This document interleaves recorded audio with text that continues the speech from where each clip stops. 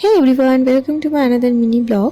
আজকে সকালের খাবারটা নিমিষাকে মাই খাইয়ে দিচ্ছিল, আর এই সুযোগে আমি আজকে আমাদের বাড়িতে ইলিশ মাছ রান্না হয়েছে সেটা ধুয়ে দিচ্ছিলাম, আর নিমিষার খাবারটাও বসিয়ে দিয়েছিলাম একই সঙ্গে।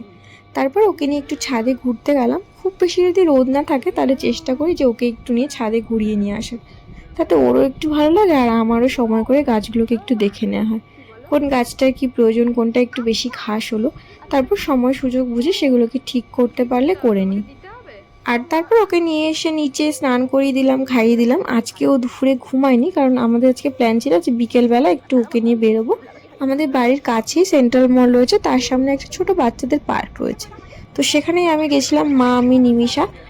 আজকে ছিল বিশ্বকর্মা পুজোর ঠিক আগের দিন, তাই রাস্তায় প্রচণ্ড ভিড় ছিল। কিন্তু কিছু করার নেই, নিমিষার এই মজাটার জন্য আমাদের ওই ভিড়ে যে ঠেলাঠেলির কষ্টটা হলো সেটা গায়ে লাগলো না। আজকের ব্লগটা এখানেই শেষ করলাম। কেমন লাগলো জানিও। সবাই ভালো থেকো।